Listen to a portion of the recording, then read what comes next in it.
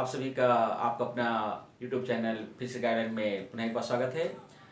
आज हम इस फिजिक्स गाइडलाइन की क्लास में अध्ययन करेंगे 112वीं भौतिकी के अध्याय 2 विद्युत विभव एवं धारिता के अंतर्गत एक बहुत ही महत्वपूर्ण और परीक्षा में कई बार पूछे जाने वाले टॉपिक विद्युत विभव एवं विभवांतर, इसकी परिभाषा और इसके मात्रक। तो आप सभी से एक निवेदन के साथ हम इस टॉपिक को शुरू करेंगे। आप इस वीडियो को शुरू से अंत तक अवश्य देखिएगा ताकि आपको इस वीडियो में दिखाए जाने वाले विभवांतर और विभव की परिभाषा और उससे संबंधित जो भी टॉपिक है वो आपको पूरी तरह समझ में आ जाए। और इस वीडियो को आप बीच में स्किप नहीं करेंगे, आप वीडियो को शुरू से अंत तक अवश्य देखिएगा। तो आइए हम चर्चा करते हैं। सबसे पहले विद्युत विभव किसे कहते हैं। तो विद्युत विभव की परिभाषा लेने से पहले हम एक डायग्राम पर चर्चा करते हैं, एक चित्र पर चर्चा करते हैं। जैसे मान लीजिए कि एक हम क्यू आवेश, मान लीजिए यहाँ पर एक जो है एक क्यू आवेश की कल्पना करते हैं और इस क्यू आवेश के चारों ओर क्या बन जाता है, एक विद्युत क्षेत्र बन जाता है। जो आप लोगों ने आप इस फिजिक्स के फर्स्ट चैप्टर में आपने पढ़ा है, किसी आवेश के चारों क्या बन जाता है, एक विद्युत क्षेत्र बन जाता है। अब क्या है, हम मान लेते हैं इस विद्युत क्षेत्र से, जैसे मान लीजिए कि ये विद्युत क्षेत्र है और ये विद्युत क्षेत्र से बाहर यानी कह सकते हैं हम कि अनंत दूरी पर, ठीक है, असीमित दूरी पर हम एक परीक्षण आवेश, जिसको हम क्या कहते हैं, इसको परीक्षण आवेश या इसी को कहते हैं एकांक धन आवेश, परीक्षण आवेश या एकांक धन आवेश की हम कल्पना करते हैं। अब क्या होता है कि यदि इस एकांक धन आवेश या परीक्षण आवेश को आप अनंत से इस विद्युत क्षेत्र के किसी बिंदु तक लाते हैं तो ये जो प्लस क्यू आवेश है, ये प्लस क्यू आवेश इस एकांक धन आवेश या परीक्षण आवेश पर एक प्रतिकर्षण बल लगाता है। कौन सा बल लगाता है, प्रतिकर्षण बल लगाता है। अब इस प्रतिकर्षण बल के विरुद्ध इस एकांक धन आवेश को विद्युत क्षेत्र किसी बिंदु तक लाने में हमको कार्य करना पड़ता है, ठीक है। और ये जो एकांक धन आवेश को अनंत से विद्युत क्षेत्र किसी बिंदु लाने में हमको जो कार्य करना पड़ता है, वही कार्य उस बिंदु का विभव कहलाता है। तो इसकी परिभाषा क्या होगी, उस परिभाषा को ध्यान दीजिएगा। और ये परिभाषा आपके मोबाइल की स्क्रीन पर जैसे बोलूँगा वैसे लिखा भी रहेगा, आप उस परिभाषा को स्क्रीन पर देख करके आप नोट कर सकते हैं। तो वास्तव में हम विद्युत विभव परिभाषा क्या देंगे कि विद्युत विभव क्या है, तो बहुत सिंपल सी परिभाषा है कि एकांक धन आवेश या परीक्षण आवेश को अनंत से विद्युत क्षेत्र किसी बिंदु तक लाने में जितना कार्य करना पड़ता है उसे उस बिंदु का विभव कहते हैं। और इस विभव को हम कैपिटल V से प्रदर्शित करते हैं। तो मान लीजिए कि किसी एकांक धनावेश या परीक्षण आवेश Q0 को विद्युत क्षेत्र के किसी बिंदु तक लाने में, जैसे परीक्षण आवेश Q0 है, मान लीजिए Q0 को आप अनंत से विद्युत से किसी बिंदु लाने में आपको W कार्य करना पड़ता है।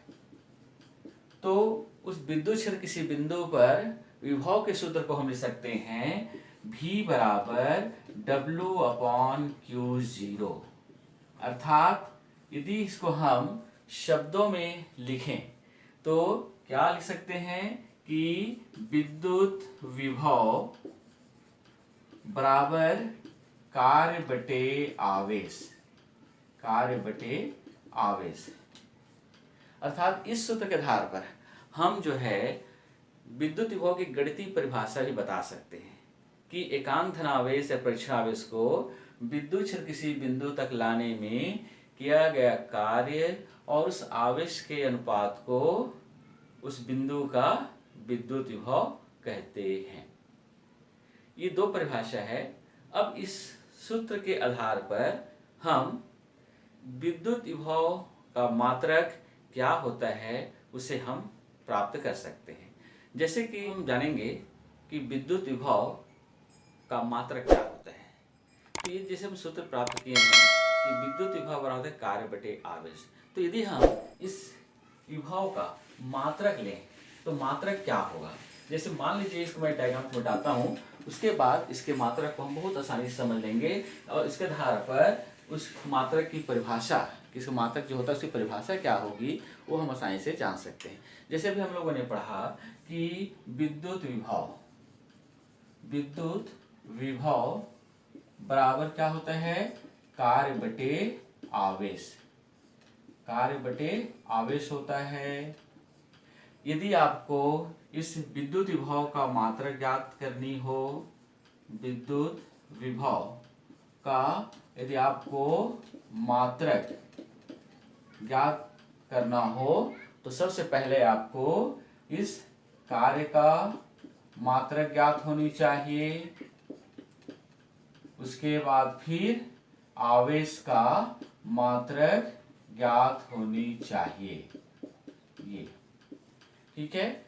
तो इससे हम जो है इसको एसआई पद्धति में लेते हैं कि एसआई पद्धति में विभव का मात्रक क्या होगा। तो एसआई पद्धति में यदि हम विद्युत विभव का मात्रक लें, और एक चीज आप ध्यान रखेंगे, विद्युत विभव को सिर्फ विभव भी बोलते हैं। तो विद्युत विभव का मात्रक यदि हम लें एसआई पद्धति में, तो विद्युत विभव का मात्रक निकालने के लिए पहले आपको एसआई पद्धति में कार्य के मात्रक को लिखना पड़ेगा, उसके बाद आवेश के मात्रक को लिखना पड़ेगा। तो हम लोगों ने पूर्व में पढ़ा है कि कार्य का एसआई पद्धति में मात्रक जूल होता है और आवेश का जो मात्रक होता है वह कूलाम होता है। और इस जूल और इस कूलाम के अनुपात को हम कहते हैं वोल्ट। इसे हम क्या कहते हैं? वोल्ट कहते हैं। अर्थात कहने का मतलब है कि अर्थात हम यहाँ पर लिख सकते हैं कि अर्थात एसआई पद्धति में विभव का जो मात्रक होता है, एसआई पद्धति विभव का मात्रक क्या होता है? वोल्ट होता है। ये ठीक है, जिसको हम कैपिटल V से प्रदर्शित करते हैं। इसे किसे प्रदर्शित करते हैं? यहाँ लिख सकते हैं इसे V से प्रदर्शित करते हैं। ये क्योंकि जो विभव का जो मात्रक जो वोल्ट आया है, ये वास्तव में वैज्ञानिक वोल्टा के नाम पर रखा गया है, इसलिए इसके मात्रक वोल्ट को हम संकेत रूप में लिखते हैं तो कैपिटल V से लिखते हैं। ठीक है। अब यहाँ पर हम लोगों ने ये तो कह दिया कि भाई एसआई पद्धति में विभव का जो मात्रक होता है वो वोल्ट होता है। तो वास्तव में एक वोल्ट को हम किस पर डिफाइन करेंगे? एक वोल्ट का विभव किसे कहेंगे? तो अगर हम एक वोल्ट की डिफाइन करें तो हम यहाँ पर इसको लिख सकते हैं, थोड़ा ध्यान दीजिएगा कि अतः यहाँ पर इसके नीचे के क्वेश्चन को मैं थोड़ा यहाँ लिख रहा हूँ, आप थोड़ा यहाँ ध्यान दीजिएगा। लिख सकते हैं अतः एक वोल्ट, यदि हमको एक वोल्ट यहाँ पर लिखना हो, जैसे आप यहाँ देख रहे हैं, यदि हमको यहाँ पर एक वोल्ट लिखना है तो हम यहाँ पर क्या करना पड़ेगा? एक जूल और एक कूलाम करना पड़ेगा। और इस आधार पर हम लिख सकते हैं कि एक वोल्ट बराबर एक जूल अपॉन एक कूलाम। ठीक है। और इस एक वोल्ट के आधार पर एक जूल और एक कूलाम ने लिख दिया। तो इस स्थिति में अब यहाँ पर एक वोल्ट का विभव किसे कहेंगे, यानी एक वोल्ट की परिभाषा कैसे देंगे? एक वोल्ट की परिभाषा हम कैसे लिखेंगे? तो एक वोल्ट की परिभाषा आपको मैं बता रहा हूँ, आपकी स्क्रीन, मोबाइल की स्क्रीन पर भी लिखिएगा, आप उसको देख कर लिख सकते हैं।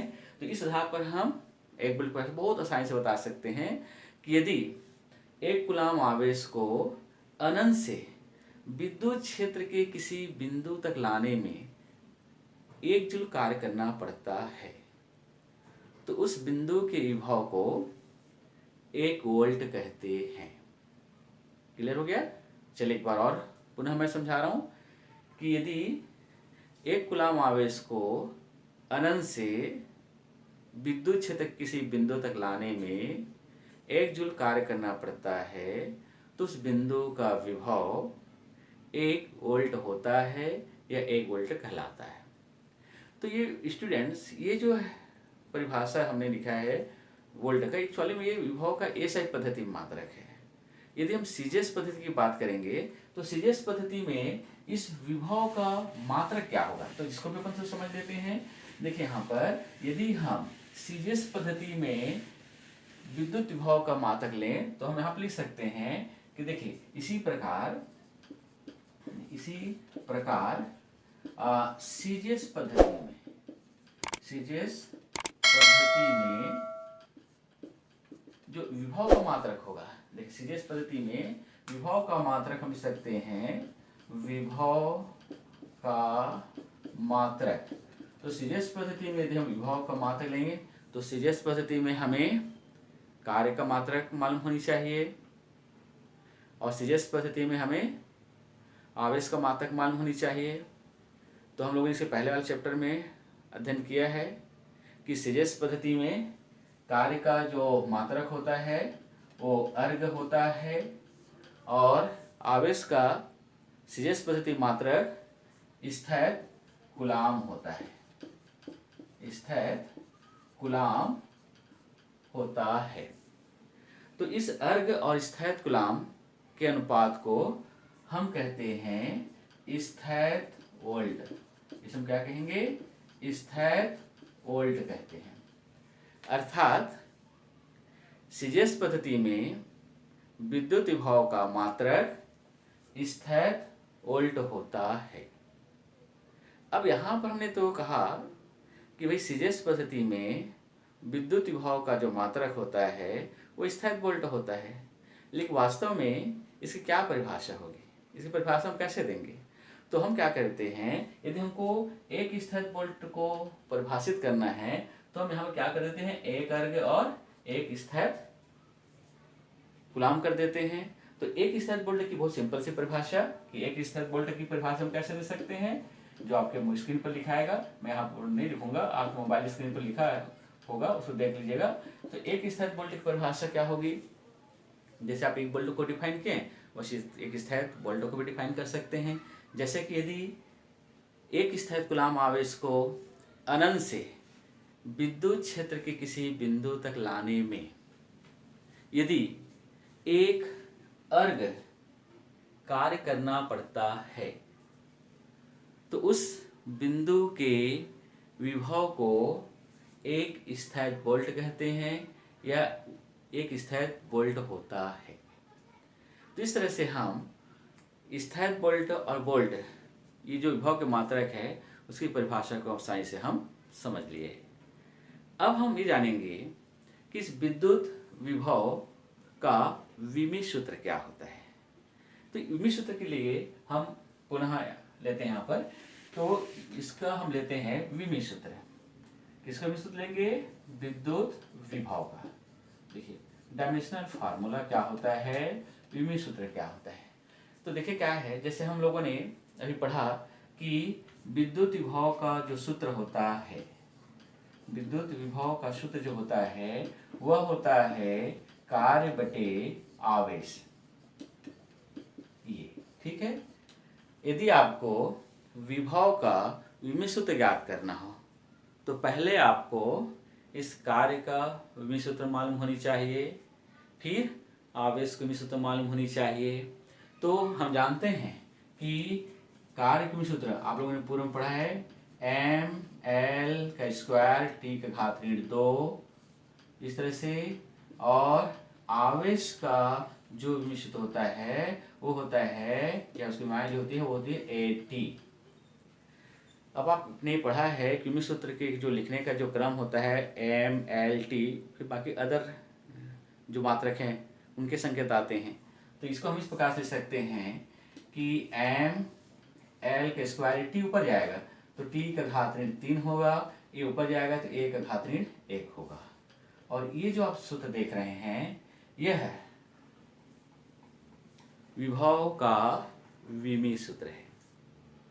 ये तो हो जाता है विद्युत विभव की परिभाषा।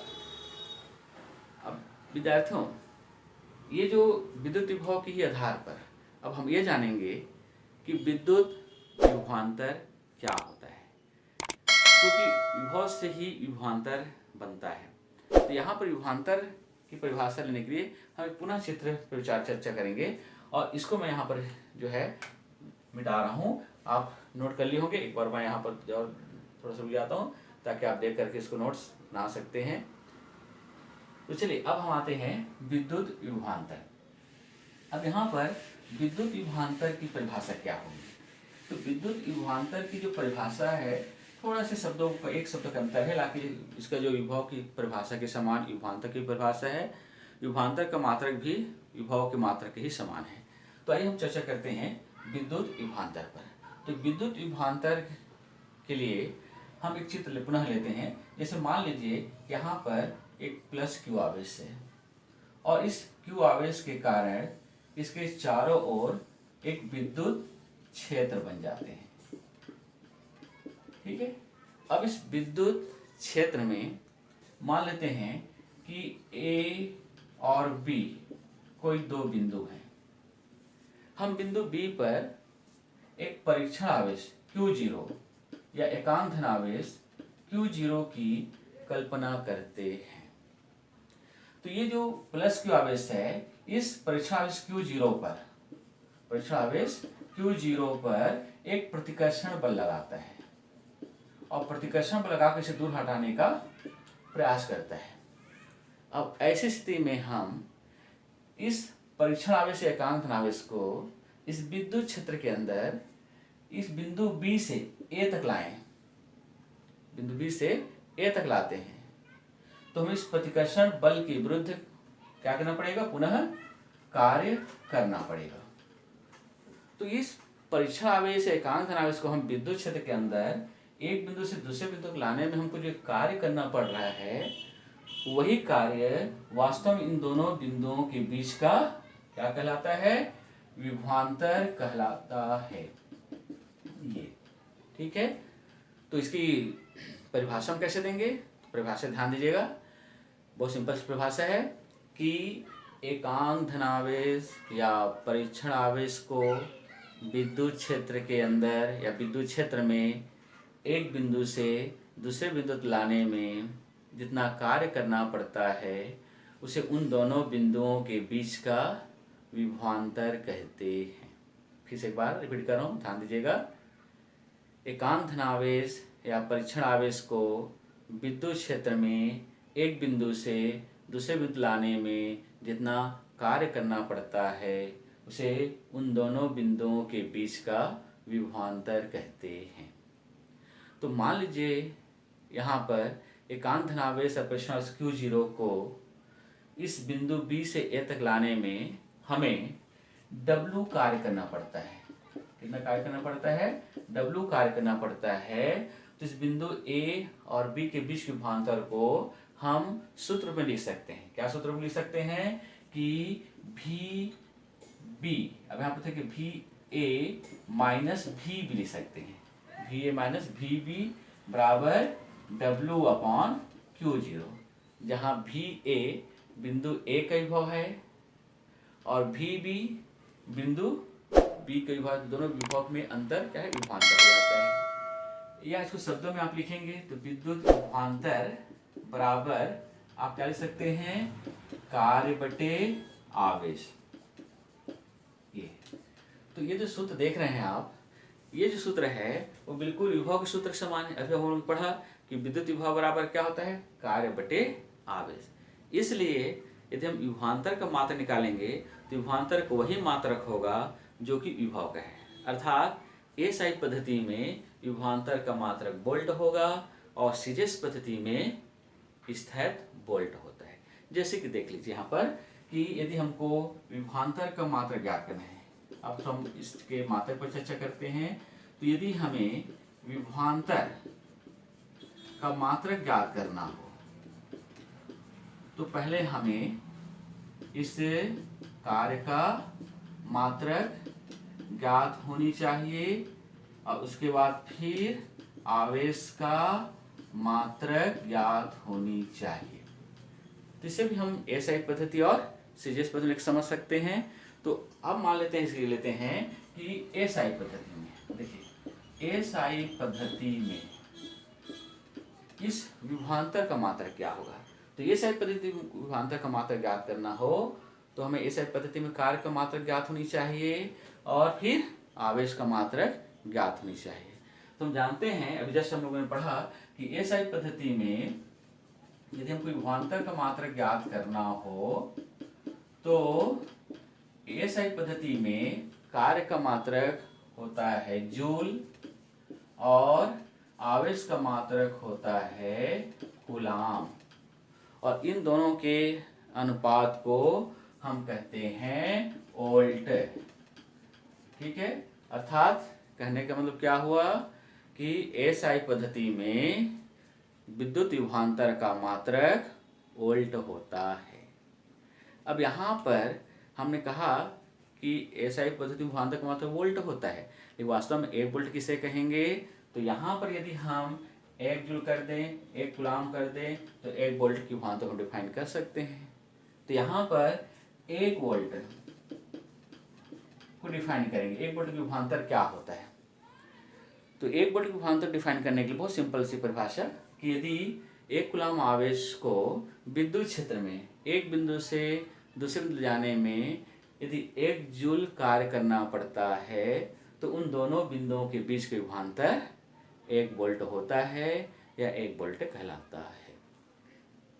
ठीक है, इसी प्रकार यदि इसके विभवांतर के मात्रक को हम सीजीएस पद्धति निकालेंगे तो सीजीएस पद्धति की बात करते हैं। तो सीजीएस पद्धति में यदि हम जैसे हम मान लीजिए सीजीएस पद्धति निकालते हैं तो सीजीएस पद्धति में विभवांतर का मात्रक ज्ञात करने के लिए हमें सीजीएस पद्धति में कार्य के मात्रक और आवेश का मात्रक लिखना पड़ेगा। तो हम जानते हैं कि सीजीएस पद्धति में कार्य का जो मात्रक होता है वो अर्ग होता है और आवेश का जो मात्रक होता है वह स्थैत कूलाम होता है ये, और इस अर्ग और स्थैत कूलाम के अनुपात को हम कहते हैं स्थैत वोल्ट।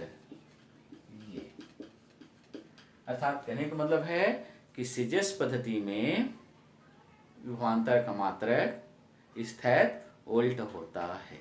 इस आधार पर यदि हम एक स्थैत वोल्ट की विभवांतर क्या होगा यदि इसको हम डिफाइन करेंगे तो इसकी भी परिभाषा बिल्कुल आप वोल्ट की तरह डिफाइन कर सकते हैं कि यदि एक स्थैत कूलाम आवेश को विद्युत क्षेत्र में एक बिंदु से दूसरे बिंदु तक लाने में यदि एक अर्ग कार्य करना पड़ता है तो उन दोनों बिंदुओं के बीच के विभवांतर एक स्थैत वोल्ट होता है। और विद्यार्थियों इसका जो यूनिट सूत्र भी है वो विभव के ही सूत्र के समान है, जिसको पहले हमने आपको लिखवाया है, उसी यूनिट सूत्र को आपको लिखना है। तो इस प्रकार से हम कह सकते हैं कि इस वीडियो में दिखाया गया टॉपिक ही बहुत महत्वपूर्ण है। आप इसको एक बार और अच्छे से इस वीडियो को देख लीजिएगा ताकि आपको विभव और विभवांतर संबंध बहुत अच्छी जानकारी प्राप्त हो सके। तो विद्यार्थियों हम आपके सामने पुनः एक बार नए टॉपिक नए वीडियो के साथ उपस्थित होंगे। तब तक के लिए आप सभी को नमस्कार, धन्यवाद।